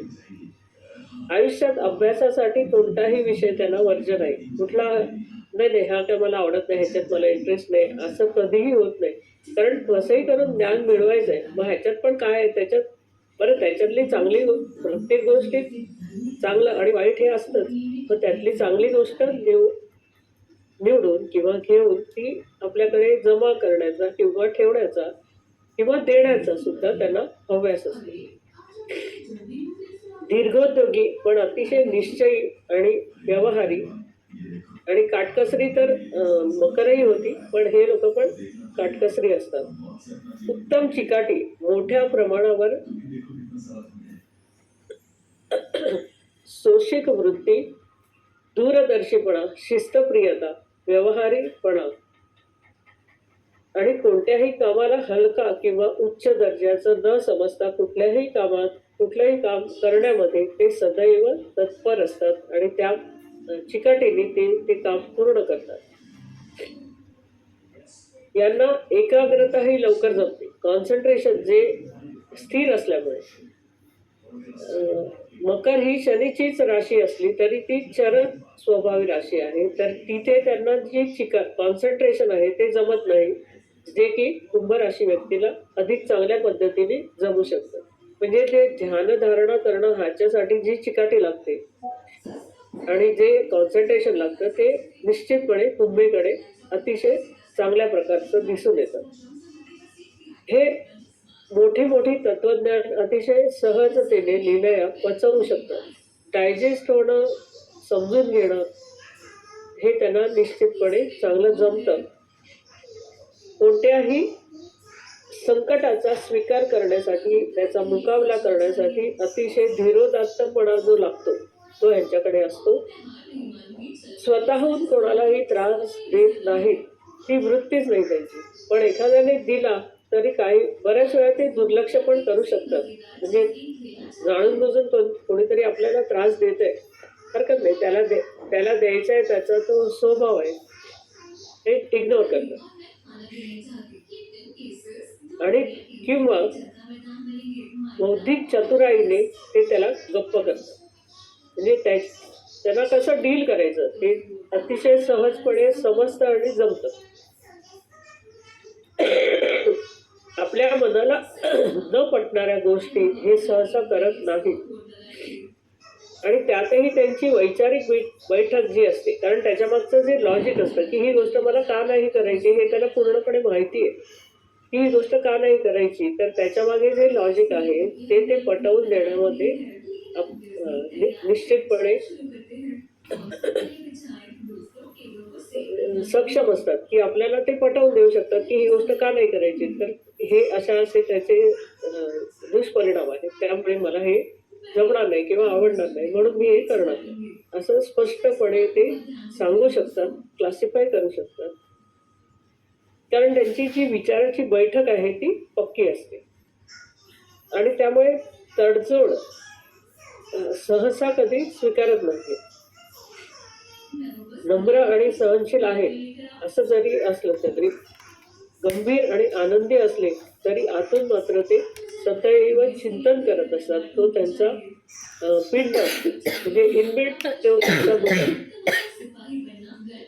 असं राशीचं ढोबळपणाने वर्णन केलं जातं. तरी प्राण्यांच्या मानाने माणूस नावाचा प्राण्यामध्ये माणुसकी हा जो गुणधर्म किंवा गुण आहे त्याचं नावच माणुसकी आहे, जे प्राण्यांमध्ये नाहीये. त्याच्यामुळेच तर प्राणी आणि मानव प्राणी किंवा माणूस हा वेगळा डिफरन्शिएट होतो, केला जातो किंवा आपल्याला दिसतो, समजतो. तर माणुसकीचा व्यवहार हा या लोकांकडे अधिक असतो. निरपेक्ष आणि निस्वार्थपणे काम करणारे या राशीचे बरेच लोक आपल्याला दिसून येतील. त्यांच्या बोलण्यात आणि विचारात कधी कधी क्लिष्टता असते.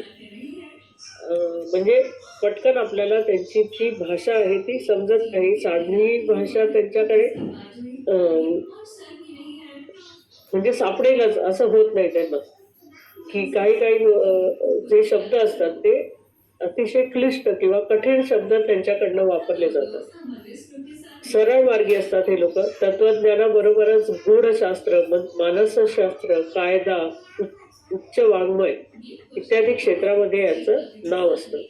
कलेच्या, साहित्याच्या आणि काव्याच्या तसेच बौद्धिक खेळ हे चांगले चांगले यामध्ये हे लोक चांगलं नाव कमवतात. अतिशय चिकित्सक वृत्ती असते ती तर कन्येकडे पण आहे तीच, कारण ते सुद्धा बुद्धिमान लोक आहेत, कन्येचे लोक आणि कुंभेचे लोक सुद्धा. त्यामुळे चिकित्सक वृत्ती दोघांमुळे असते. जिद्द आणि कामाची तयारी यामुळे हे यशाच्या शिखराकडे सहज आणि वेगाने जाऊ शकतात. भावना, वासना, प्रेम या सगळ्या गोष्टींवरती ते उत्तम प्रकारे संयम ठेवतात.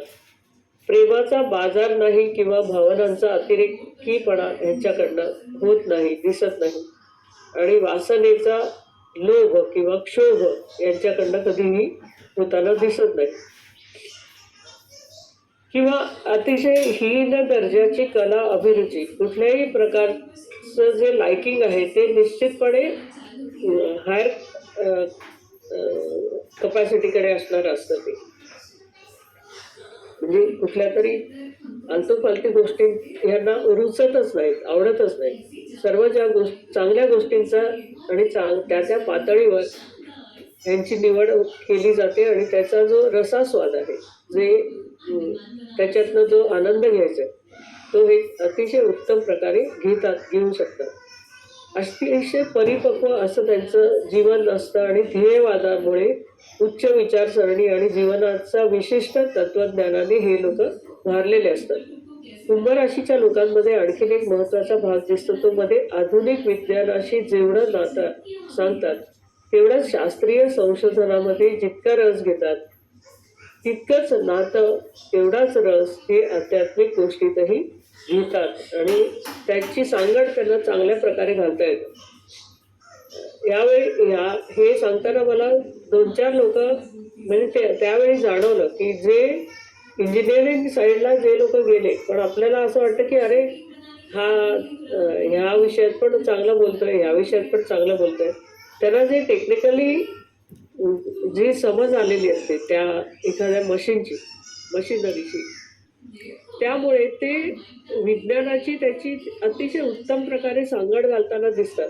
आणि म्हणून मी आध्यात्मिक क्षेत्रात जे वर किंवा चांगल्या पदाला किंवा अतिशय चांगल्या प्रकारे त्यांचे नाव झालेलं आहे, नाव लौकिक झालेले आहे, असे लोक बेसिकली इंजिनिअरिंग क्षेत्रातले, शाखेतले जास्ती दिसले मला. अगदी ताजं उदाहरण सांगायचं झालं तर परवाच मी परागबुवा रामदास यांना भेटले काही कारणाने, ते सुद्धा इंजिनियर आहेत. नंतर एक जे व्यक्ती मी तुम्हाला काही महिन्यापूर्वी त्यांची माहिती दिली, मी त्यांना नगरला भेटले होते. गव्हर्नमेंटच्या एका चांगल्या खात्यामध्ये त्यांची नोकरी वगैरे होती, पण तेवढीच त्यांची प्रगती अध्यात्मात होती. म्हणजे आपल्याला बघून असं आश्चर्य वाटतं की अरे ही व्यक्ती शास्त्रज्ञ आहे, सायंटिस्ट आहे, पण तितकीच त्यांची आध्यात्मिक प्रगती तेवढ्याच तीव्र वेगाने होताना दिसते, आपल्याला पाहायला मिळते. मकरंदबुवा रामदास हे सुद्धा विज्ञान शाखेचे पदवीधर आहेत. रादर ते पायलट वगैरे पण त्यांनी विज्ञानात म्हणजे तो भाग सुद्धा त्यांनी शिकलाय. म्हणजे ह्या दोन्ही व्यक्तींना मी जवळून पाहिलं आणि त्यांचे म्हणजे हे पण घेतली होती पत्रिका म्हणा, बायोडेटा म्हणा. तर हे परागुआ रामदासी आणि मकरंद रामदासी हे दोघेही व्यक्ती उच्च शिक्षित आहेत, विज्ञान शाखेचे पदवीधर आहेत आणि अध्यात्मात इतके पुढे गेलेले आहेत.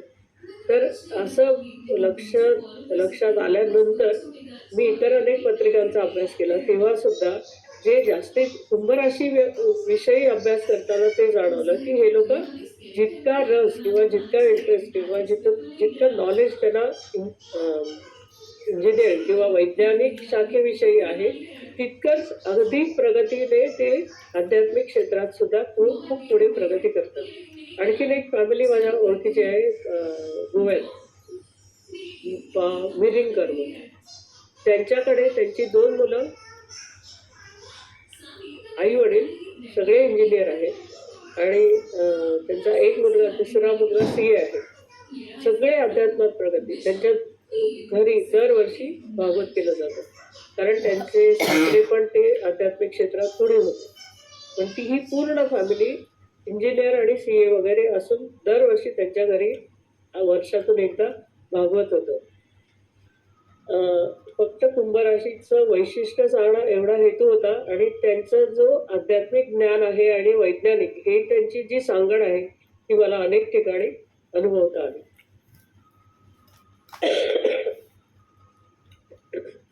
अशा रीतीने हे धर्म, अर्थ, काम आणि पुरुषार्थ प्राप्त स्वतः करतातच आणि पुढे त्याचा मोठ्या पुरुषार्थाच्या दिशेने प्रयत्नपूर्वक वाटचाल ते चालू ठेवतात. खाण्यापिण्याची आवड काय तर साधीच असणार ना, म्हणजे ते साधी राहणी, उच्च विचारसरणी हे जे पोट आहे आपल्याकडे तर ते ह्यांना तंतोतंत लागू पडतं. आहारामध्ये पचेल आणि त्या वेळेला जे असेल ते सहजपणे ॲक्सेप्ट करतात. फारसा कुठलाही अट्टास नसतो किंवा रुची पालट म्हणून काय वाटते ते खाल्लं असं कधी होत नाही. कारण त्यांचं तत्वज्ञान काय, जगण्यासाठी खायचंय. खाण्यासाठी जगणं हा कुठल्या राशीचा गुण आहे आणि जगण्यासाठी खाणं आणि खाण्यासाठी जगणं हे 2 जे वेगवेगळे भाग आहेत ते शनी प्रधान आणि शुक्र प्रधान व्यक्ती हे डिफरन्शिएट करतात. कारण त्यांचं तत्वज्ञान हे खायचं, जगण्यासाठी खाण्याचं, त्यामुळे जे मिनिमम लागेल तेवढंच त्यांना पुरेसं असतं. साधा आणि नेमका आहार त्यांना प्रिय असतो. आता यांच्यातले दोष काय, आपण गुणवर्णन खूप केलं, म्हणजे आहेच ते त्यामुळे केलं. आपण त्यांना नसलेले गुण चिकटवत नाही, आहेत त्यांच्याकडे. ही जीवनातील अपयश तसं त्यांना फार निराश करतं. लौकिक जीवनात आनंद घेण्यासाठी त्यांचा सहभाग तसा कमीच असतो किंवा आतून ते अव्यवहारिकपणाही वाटेल इतपत ते त्या प्रकारे प्रेझेंट होताना दिसतात आणि तत्वाच्या विरुद्ध फारसं वागू शकत नाहीत. त्यामुळे समोरच्या व्यक्ती दुखावलं जातात की मला हे पटत नाही म्हणून मी करत नाही असं म्हटलं की समोरच्याला बऱ्यापैकी दुःख होतं किंवा ते मिक्सच होत नाहीत ना, त्याच्यामुळे त्या व्यक्तींमध्ये मिक्स होऊ शकत नाहीत, त्यामुळे त्या व्यक्ती दुखावल्या जातात. ध्येयवाद असतो त्यांचा, या व्यक्तींचा जीवनाचा पुरस्कार त्या मार्गाकडे जातो आणि त्यामुळे काही धूर्त आणि सद्दुसाधू लोक या लोकांचा फायदा घेतात. अशा रीतीने मनस्वी स्वभावामुळे जो आहे तो कधी कधी अतिशय उत्तम दर्जाचा असला तरी तो दुर्गुण ठरू शकतो. कारण everything in excess is harmful, तसं होतं ते. म्हणजे अतिशय चांगला गुणधर्म आहे पण तो काही समाजात वागण्यापुरता तो त्यावेळेला तो दुर्गुण ठरू शकतो. अनासक्ती असते आणि त्यामुळे वैवाहिक जीवनात जोडीदाराशी मतभेद होण्याचं प्रमाण सुद्धा या कारणाने जास्त होऊ शकतं. त्यात म्हणून आपण म्हणजे विवाहाच्या पत्रिका का जुळवायच्या, तर शनिप्रधान व्यक्तीचं वागणं आणि शुक्रप्रधान व्यक्तीचं वागणं ह्याच्यामध्ये जो फरक आहे. पण हे एकमेकांचे जोडीदार झाले तर काय होईल, कारण एकाला भौतिक जीवनाची आवड आहे आणि एकाला भौतिक जीवनामध्ये अनासक्ती आहे. मग त्यांच्यामध्ये मुख्य वादाचा मुद्दा हाच राहील ना की तुम्हाला कशातच इंटरेस्ट नाही, तुम्हाला कशातच रस नाही. हं? बोला. ठीक आहे, चुकून झालं. मॅडम एक शंका आहे मला. म्हणजे आपण हे कुंभ राशीची एक ब्रॉड ही सगळं डिस्क्रिप्शन आहे, पण खूपशा गोष्टी आतल्या ह्याच्यावर पण म्हणजे नॉट नेसेसरी की कुंभ राशीतल्या सगळ्या व्यक्ती हेच कॅरेक्टरिस्टिक दाखवतील. म्हणजे ब्रॉडली मे बी इंटेलिजंट असतील किंवा ही जी आवड आहे की सायंटिफिक हे पण आहे, आध्यात्मिक आवड पण आहे, पण हे जे सक्ती फॉर नॉर्मल थिंग्स वगैरे हे कुंडलीतील इतर ग्रह म्हणजे शुक्र जर स्ट्रॉंग असेल त्यांच्या कुंडलीमध्ये तर हे म्हणजे हे तसं ते दोन्ही म्हणजे दोन्ही याच्यामध्ये तेवढीच आवड निर्माण म्हणजे दिसू शकते आपल्याला. शुक्र सुद्धा उंचीचा आहे. आणि आता आपण त्याचं उदाहरण घेऊ की शनी, तू एक शुक्र पण आहे आणि शनी पण आहे, अशा 2-3 पत्रिका माझ्याकडे आहेत. तर तिकडे शुक्र स्वराशीचा आणि शनी उच्चीचा तुळेत म्हणून, त्यामुळे त्यांच्याकडे हे दोन्ही लॅकिंग दिसून येतं. तर त्यांना काही प्रॉब्लेम येत नाही. म्हणून म्हणजे मॅच मेकिंगसाठी आपण जेव्हा पत्रिका बघतो तेव्हा हे दोन विरुद्ध एकमेकांना पोषक आहेत की नाही ते पाहावं त्यांच्यासाठी. कारण आपण रास म्हणजे आता चंद्र काय